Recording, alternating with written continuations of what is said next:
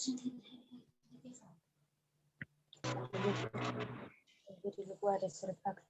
bukti. Ahai. Oke, jadi untuk yang pertama, sebelum kita mulai kuliah, saya mau tunjukkan dulu kontrak kuliahnya untuk logika matematika. Filenya sudah kelihatan belum?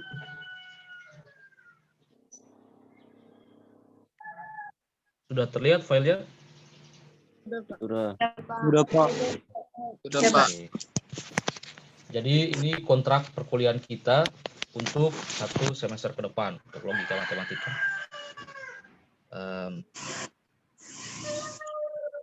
Ini dapat kalian baca nanti, saya kirim ke grup.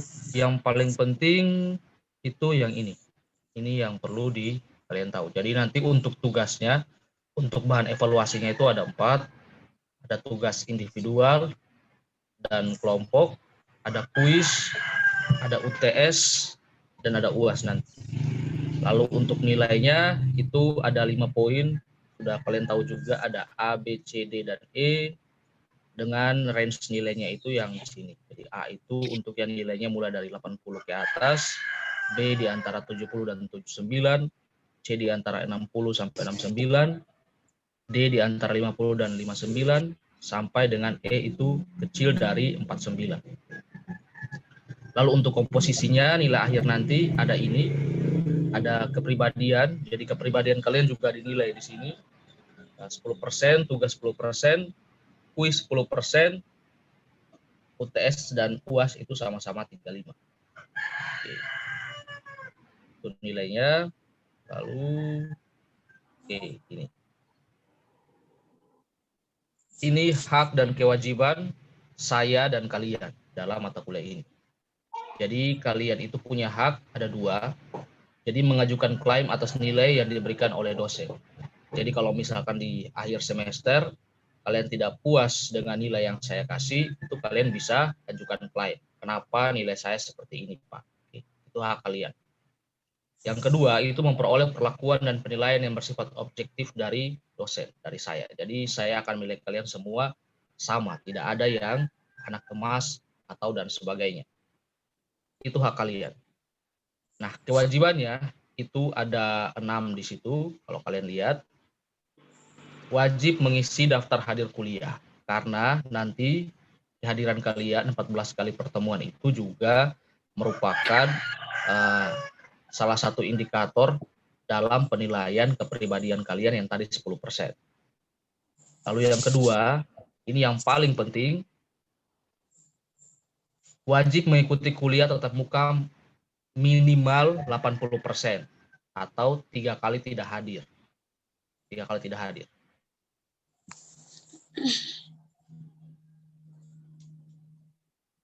Harusnya bukan 3, ini minimalnya 80%, jadi kalian itu punya kesempatan tidak hadir itu cuma 3 kali. Kalau lebih dari 3 kali itu tidak lulus. Kalau lebih dari 3 kali, jadi kalau 3 kali tidak hadir itu masih oke. Tapi kalau lebih dari 3 kali tidak hadir maka itu tidak lulus. Lalu yang berikutnya itu wajib mengikuti UTS dan UAS. Jadi kalau ikut kuliahnya rajin tapi salah satu di antara UTS dan UAS tidak ikut, itu sudah pasti tidak lulus karena bobotnya UTS 35%, bobot UAS juga 35%. Sehingga kalau salah satunya tidak ikut, pasti nilai kalian akan sangat rendah. Nah, tidak ada ujian susulan. Jadi kalau saya janjikan ujiannya kapan, berarti cuman hari itu. Cuman hari itu saja. Berikutnya, wajib hadir di ruang kuliah minimal 15 menit sebelum perkuliahan dimulai dan diberikan batas toleransi 15 menit sampai perkuliahan berlangsung. Ini kalau misalkan nanti kita kuliahnya offline. Jadi saya langsung sampaikan di sini. Wajib mengumpulkan tugas-tugas yang diberikan, karena tugas-tugas ini juga akan membantu kalian di nilai akhir kalian. Lalu berpakaian rapi sesuai peraturan yang berlaku di Unimar. Itu hak dan kewajiban kalian. Lalu untuk hak dan kewajiban saya, hak saya itu memberikan penilaian sesuai dengan pedoman aturan penilaian. Memberikan sanksi kepada mahasiswa yang tidak mentaati semua peraturan dan tidak menunjukkan sikap akademis saat perkuliahan berlangsung. Dan yang berikutnya, memberikan sanksi keras kepada mahasiswa yang melakukan intimidasi ataupun tindakan pelecehan terhadap profesi akademik dosen. Itu hak-hak saya. Yang berikutnya, kewajiban saya juga punya kewajiban yang sama dengan kalian untuk hadir kuliah tepat waktu, memberikan kuliah, tugas kuis UTS dan UAS, memberikan nilai 2 minggu setelah ujian, mengembalikan pekerjaan kalian, mengganti jam kuliah yang tertunda, dan memberikan informasi apabila tidak dapat memberikan kuliah. Itu kewajiban saya untuk kalian selama 1 semester ini. Jadi tugas kalian akan saya bagikan kembali sehingga kalian bisa jadikan dasar kalau di akhir nanti kalian mau protes, semua tugas dan tes UAS-nya itu kalian semuanya punya sehingga kalian bisa jadikan itu untuk dasar protes. Oke, sampai sini dulu ada yang mau tanya menyangkut hak kalian, kewajiban kalian, sistem penilaian. Ada yang mau tanya tidak? Tidak, Pak. Pas. Oke. Pak. Oke. Ya, kalau pas berarti kita masuk ke kuliah ya. Nanti Ya, ini Pak. kontraknya saya share ke grup juga.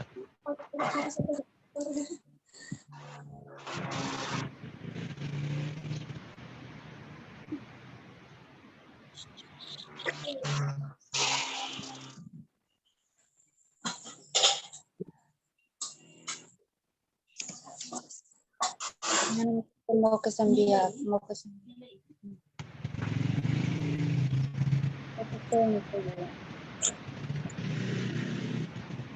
Masker.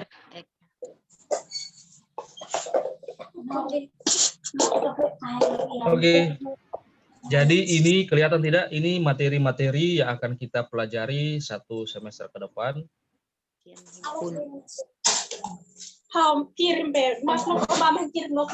Kalau yang tidak bicara coba di unmute dulu, di mute dulu itunya biar tidak ribut. Robertus Malo, siapa lagi tadi? Maria, Delviana, Elo. Kalau misalkan tidak bicara di mute dulu. Oke.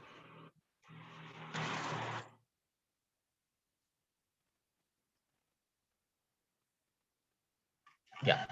Oke, ini daftar materi yang akan kita pelajari selama 1 semester ke depan. Jadi ada himpunan, kita akan belajar tentang himpunan, operasi-operasi himpunan, lalu ada relasi dan fungsi, lalu masuk ke yang materi utamanya yaitu logikanya. Jadi sebelum masuk ke logika, kita akan belajar tentang relasi, fungsi, dan himpunan dulu. Jadi untuk hari pertama ini kita akan mulai dari himpunan, itu ada pengertian himpunan, keanggotaan himpunan, penyajian himpunan, kardinalitas, dan lain sebagainya nanti. Oke, ini materinya juga harusnya sudah kalian dapatkan sedikit di SMA tentang himpunan ini. Sudah pernah dapat tentang himpunan di SMA? Sudah, Pak. Sudah. Sudah, Pak. Coba kira-kira satu orang bisa kasih tahu kita yang dia ingat tentang himpunan-himpunan itu apa kira-kira?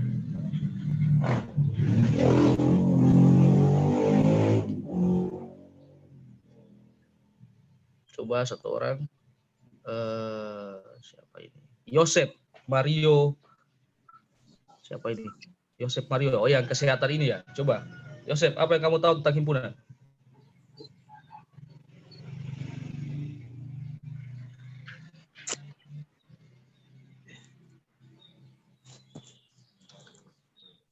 Lupa, Pak. Oke, lupa. Himpunan. Wilhelmina Siki, bagaimana?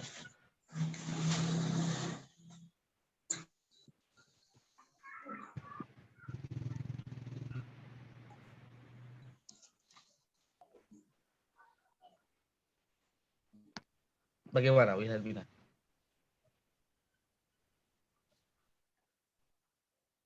Himpunan. Apa yang kalian pikirkan ketika mendengar kata himpunan? Atau sinonimnya kata himpunan apa himpunan?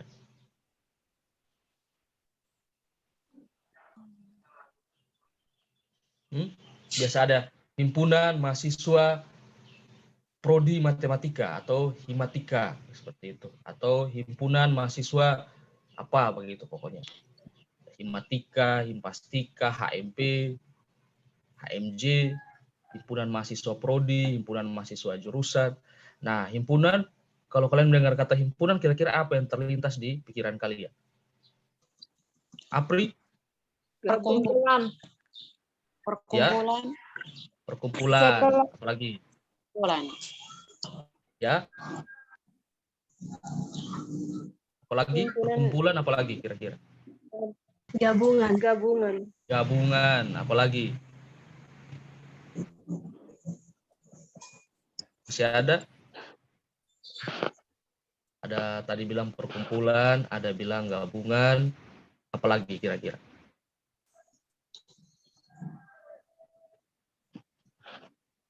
Oke, boleh. Oke, dua dulu itu boleh, perkumpulan atau gabungan. Nah, kira-kira yang berkumpul itu sejenis tidak? Misalkan Sejenis, Pak. himpunan sejenis ya. Misalkan himpunan mahasiswa prodi matematika. Berarti pasti yang anggotanya ya pasti anak-anak prodi matematika semua kan? Tidak mungkin anak dari kimia gabung di himpunan mahasiswa prodi matematika. Jadi benar himpunan itu bisa dikatakan sebagai kumpulan, penggabungan juga boleh, dan anggotanya itu sudah pasti sejenis. Berbeda-beda tapi sejenis. Jadi misalkan Yosef pasti tidak sama dengan Wilhelmina Siki. Mereka berbeda tapi mereka sejenis. Sejenisnya di mana? Sejenisnya itu ya sama-sama mahasiswa program studi matematika. Gitu. Jadi itu sebenarnya makna dari himpunan. Di sini, misalkan kalian bisa lihat ini pengertian himpunan. Di pengertian itu tidak yang terdefinisi adalah kumpulan ini himpunan atau set adalah kumpulan benda atau objek yang dapat didefinisikan dengan jelas. Jadi pertama himpunan itu harus didefinisikan dengan sejelas mungkin. Jadi kalau bilang himpunan anak-anak cantik, nah, himpunan cewek-cewek cantik, nah itu tidak jelas. Karena cantiknya menurut saya itu pasti beda dengan cantiknya menurut Apri. Beda dengan cantiknya menurut siapa? Yanter atau siapa kemarin. Nah, itu. Seperti itu tidak jelas. Jadi namanya himpunan itu harus didefinisikan dengan jelas yang pertama.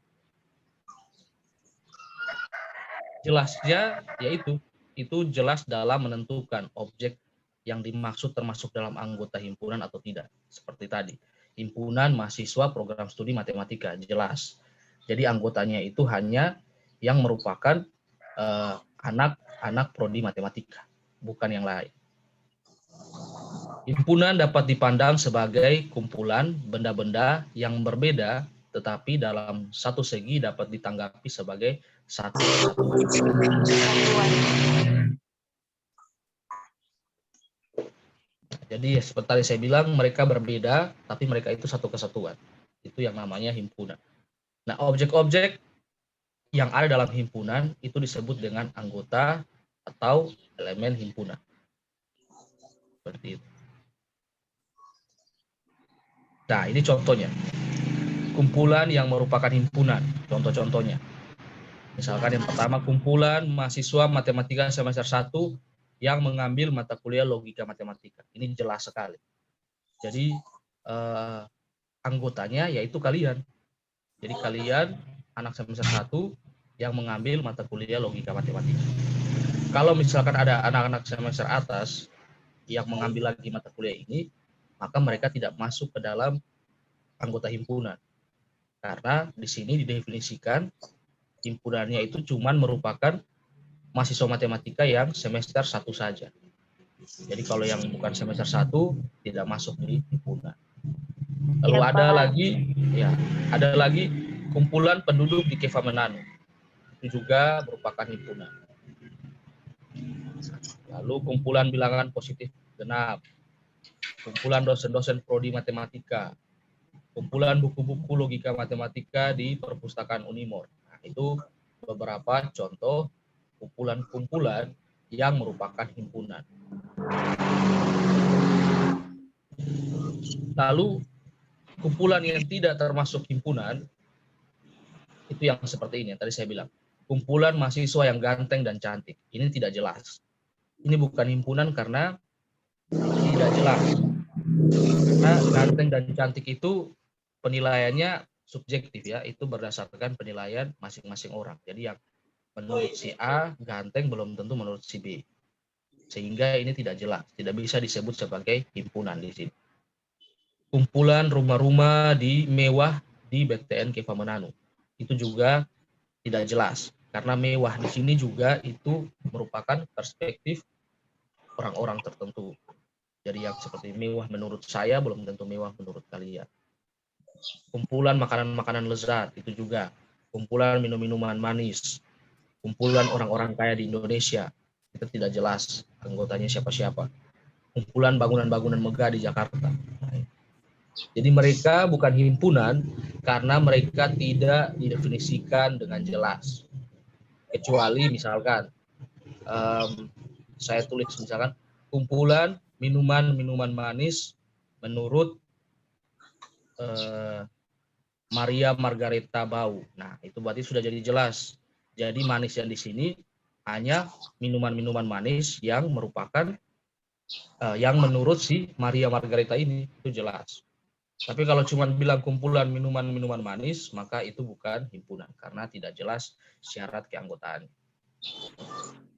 Jadi paham ya? Ya, Pak. Oke, pokoknya dipahami antara kumpulan-kumpulan yang merupakan himpunan dan yang tidak. Jadi tidak semua kumpulan itu merupakan himpunan. Kumpulan yang merupakan himpunan itu adalah kumpulan yang definisinya itu jelas. Definisi keanggotaannya itu jelas. Oke, selanjutnya masuk ke yang namanya keanggotaan himpunan. Jadi himpunan itu dapat dinotasikan dengan tanda kurung kurawal dan dituliskan dengan huruf kapital seperti ABC dan seterusnya. Oh, ini harusnya huruf kapital ya. Jadi biasanya ini huruf kapital, huruf tebal. Huruf ya, ini betul huruf kapital. Sedangkan anggota dari himpunan dituliskan dengan huruf yang kecil. Jadi kalau himpunannya, nama himpunannya huruf besar, sementara anggota himpunannya itu huruf kecil. Seperti itu. Jadi sekali lagi himpunan huruf besar, anggotanya yang huruf kecil. Untuk menyatakan suatu objek merupakan anggota atau bukan anggota dari suatu himpunan, maka digunakan notasi yang ini. Pasti kalian sudah lihat dari SMA, notasi ini. Ini untuk menyatakan anggota. Sementara kalau yang bukan anggota, pakai yang ini.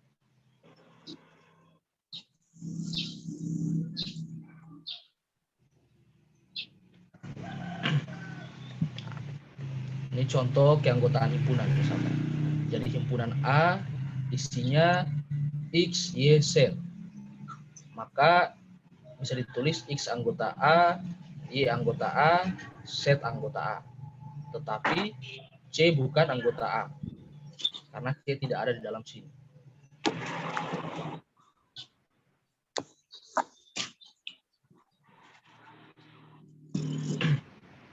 Lalu yang kedua ini M. M itu ada himpunan seperti ini.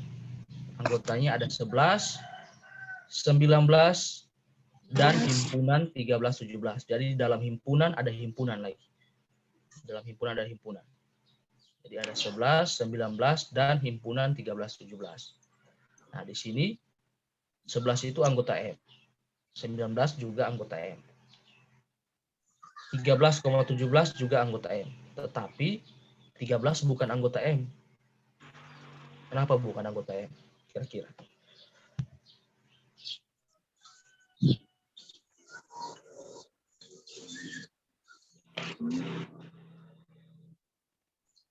Ada yang bisa kasih tahu kenapa 13 bukan anggota M?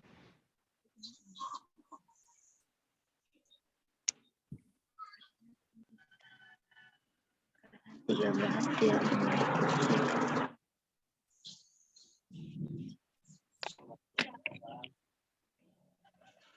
Imelda Adriana Senge. Menurut Imelda, kenapa 13 bukan anggota M?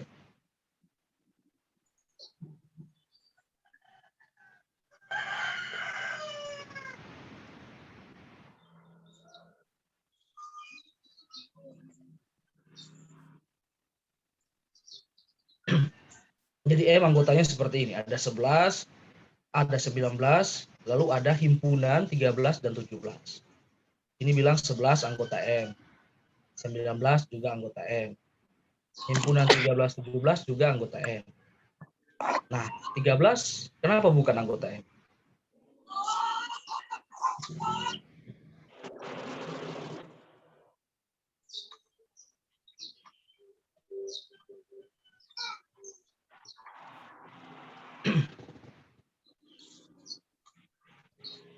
Ayo, ada yang mau bicara?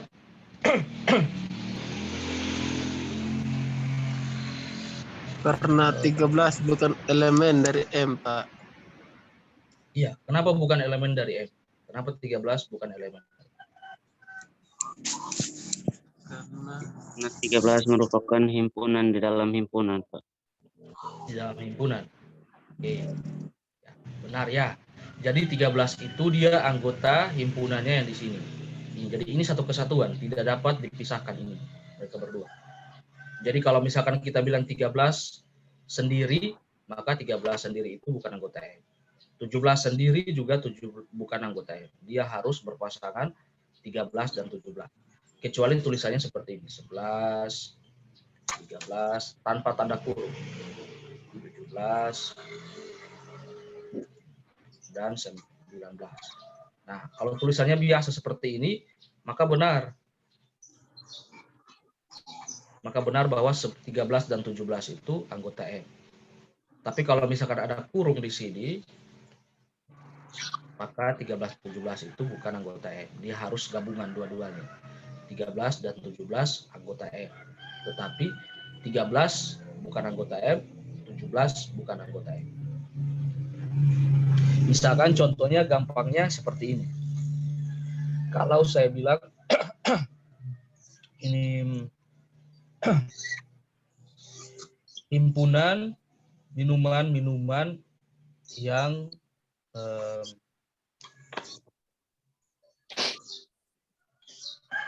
berwarna hitam, misalkan himpunan-himpunan yang berwarna hitam, kira-kira apa anggotanya? Himpunan-himpunan minuman yang berwarna hitam.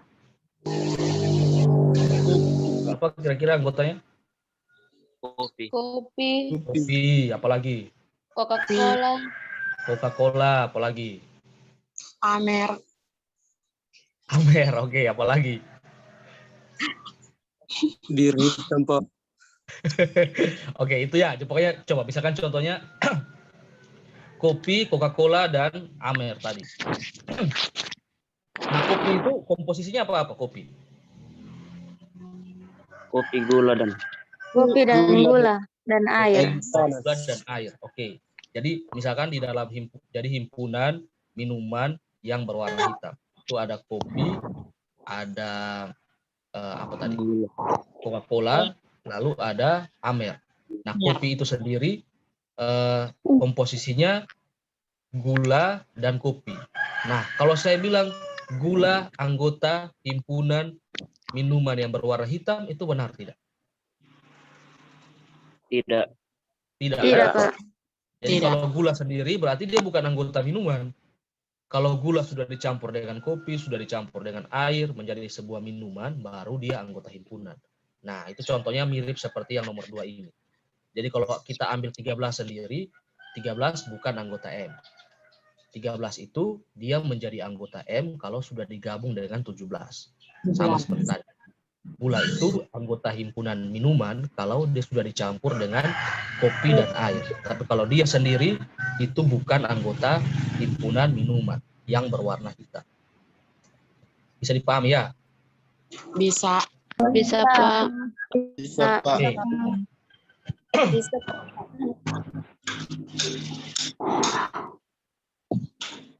Wah, ini siapa nih? Ini Maria. Maria, jangan coret-coret layar ya. Maria. Maria Mar siapa ini? Layar aja jangan dicoret.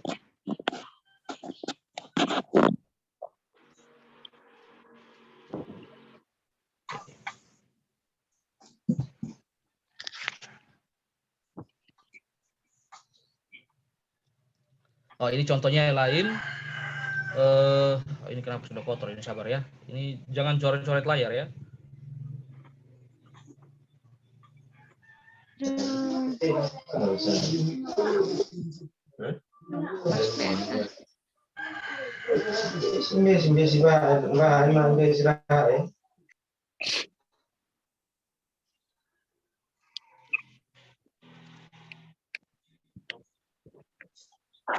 Oke.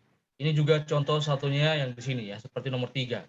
Ada himpunan K yang isinya A, lalu ada himpunan CDE, lalu ada himpunan di dalam himpunan. Jadi ada himpunan AB dalam himpunan ini. Maka sama seperti tadi, A itu anggota K, yang ini itu harusnya ini anggota ya. Harusnya ini anggota, bukan A, ini anggota harusnya. Yang ini anggota, sementara B itu bukan anggota K, C bukan anggota K. Anggota K.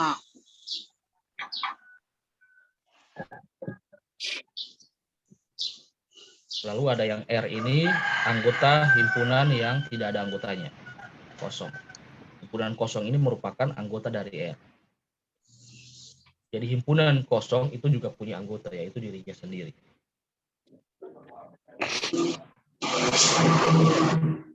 Itu keanggotaan himpunan. Jadi ingat, keanggotaan himpunan itu dapat disajikan dengan menggunakan huruf kurawal, nama himpunannya huruf besar, anggota himpunannya huruf kecil. Itu poin. Lalu masuk ke yang namanya penyajian himpunan.